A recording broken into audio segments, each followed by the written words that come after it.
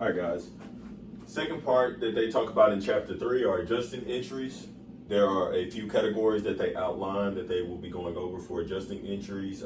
We have prepaid expenses, deferred or unearned revenue, accrued expense. I put AP in parentheses, and accrued revenue I put AR in parentheses.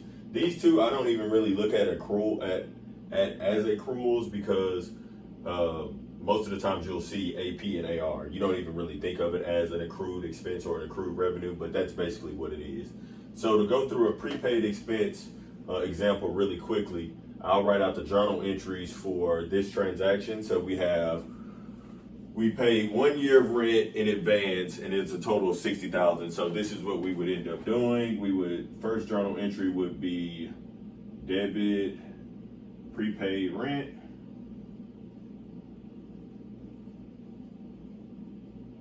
$60,000. Credit cash, because we paid cash out the door, $60,000. Oh, that's not how you spell cash.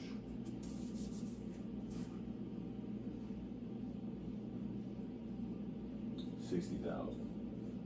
So this is the journal entry we made when we paid the rent.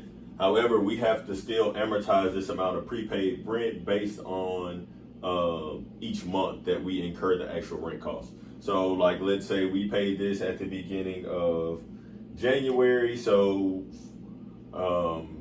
let's say January 2nd, we have to recognize the January rent that will be paid. So what happens is when we recognize rent, the rent expense to be paid, what we're going to do is we're going to debit rent expense.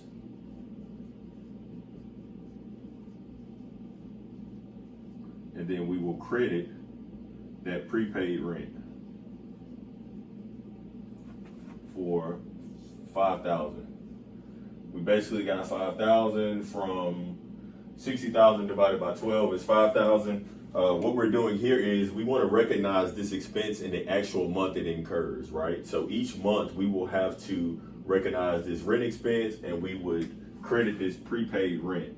And what's going to end up happening is each month this prepaid rent balance is going to end up getting smaller. Right now, it's at $55,000 because we have a debit the prepaid rent of $60,000. We credited $5,000 out for the first month of rent. So each month, we're going to credit an amount out of this prepaid rent, and we're going to debit this rent expense. So that's how the prepaid works, and it's the same if it's prepaid insurance, if it's any other prepaid account you can think of. It won't be the same amount, but each month you'll have to amortize a piece of that prepayment and record an expense for it, and then credit it out of that prepayment account so everything is still accurate.